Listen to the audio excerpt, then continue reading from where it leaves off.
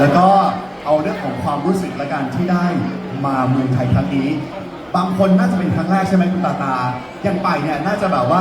20-30 ครั้งละที่มาเมืองไทยนะฮะไทยเรานักเอาชิมเนี่ยမရင်းနိုင်တော့ခဏခဏတော့ရောက်နေတာ นับมาเป็นตัวแม่ ครับงั้นขออนุญาตให้คุณตาตาได้ให้พุ่มกับด้วยแล้วก็นักแสดงด้วยแนะนำตัวสั้นๆพร้อมกับความรู้สึกที่ได้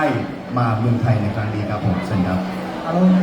မိတ်ဆက်ပြီးပါအောင်ဟိုတို့မိတ်ဆက်ပြီးတော့လို့ရှိရင်အားလုံးဒီမှာပြည့်စုံတဲ့ခန်းစားချက်တွေပေါ့ခန်းစားချက်တွေပြောရအောင်ညာအားလုံးပဲမင်္ဂလာပါမင်္ဂလာပါကျွန်တော်မဟာထိုင်ပေါ့နော်ဒါပထမဆုံးရောက်ပြီကအခုလိုမျိုးဒီထိုင်းရောက်နေတဲ့မြန်မာတွေရောထိုင်းနိုင်ငံပြည်သက်တွေရောအဲ့လိုတွေ့ခွင့်ရတာအရင်ဝမ်းသာတယ်အရင်လည်းပျော်တယ်ဟုတ်ရန်ကုန်ပြန်ရောက်သွားတယ်ดีใจมากๆที่ได้เจอกับแฟนๆทุกคนนะครับแล้วก็รู้สึกเหมือนอยู่ที่ย่างกุ้งเลยทีเดียวเลยนะครับครับผมครับฮัลโหลအားလုံးပဲမင်္ဂလာပါယမင်းမေဦးပါဟုတ်ကဲ့အခုလိုမျိုးအချိန်လေးပြီးတော့ယမင်းတို့လာရောက်အားပေးတဲ့ကျေးဇူးအများကြီးတင်ပါတယ်အခုလိုမျိုးထိုင်းနိုင်ငံရောက်တဲ့မြန်မာတွေနဲ့ရောထိုင်းဗန်တွေနဲ့ရောတွေ့ရတဲ့အတွက်အရင်နဲ့ဝမ်းသာပါတယ်ရှင်ชื่อยมนิวนะครับตอนที่ได้เจอกับแฟนๆทุกคนก็รู้สึกมีความสุขมากๆครับครับเชิญครับအားလုံးပဲမင်္ဂလာပါสวัสดีครับทุกคนကျွန်တော်အခုလိုမျိုးမဟာချိုင်ကကျွန်တော်ရဲ့ပြည်သက်တွေနဲ့တွေ့ရတာအရင်ဝတ်တာပါလေขอบคุณที่ได้เจอกับแฟนๆมหาชัยทุกคนนะครับมีความอ้อนพุ่มกับของเราบ้างครับ please introduce yourself please ไอ้สัตว์ မင်္ဂလာပါကျွန်တော်ကတော့ဖြစ်တင်ပေါ်မှာဒီကျွန်တော်တို့ BBTV နဲ့အတူ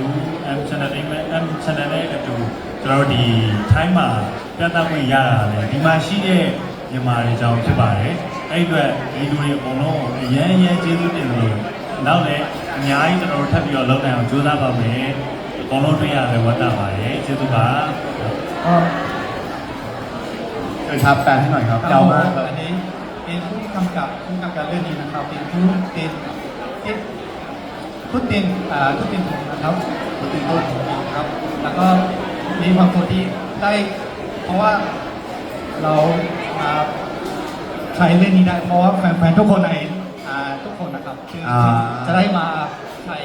ทุกวันนี้ได้ขอบคุณทุกคนนะครับเอาแปลง่ายๆพุ่มกับบอกว่าต้องขอบคุณทั้งมวลพลังของชาวเมียนมาและชาวไทยที่เป็นแฟนของ Fight for Love ไม่อย่างนั้นเขาจะไม่ได้มาสตาร์ทัวร์ในวันนี้ถูกต้องไหมครับงั้นขอเสียงปรบมือต้อนรับอีกสักครั้งหนึ่งครับ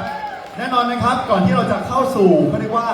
การสัมภาษณ์แบบเจาะลึกเกี่ยวกับ Fight for Love ผมขออนุญาตขอบคุณก่อนดีกว่าสถานที่วันนี้ครับน่าประทับใจมากๆครับสำหรับโรงภาพยนตร์ Major Cineplex Big C มหาชัย1นะครับและประชาสัมพันธ์เลยเผื่อใครที่เพิ่งมาถึงว่าโอ้โหนี่คือกิจกรรมอะไรที่แบบมีคนล้นหลามขนาดนี้นะครับนี่คือ Fight for Love Star Tour ครับเป็นซีรีส์นะครับเรื่องดังจาก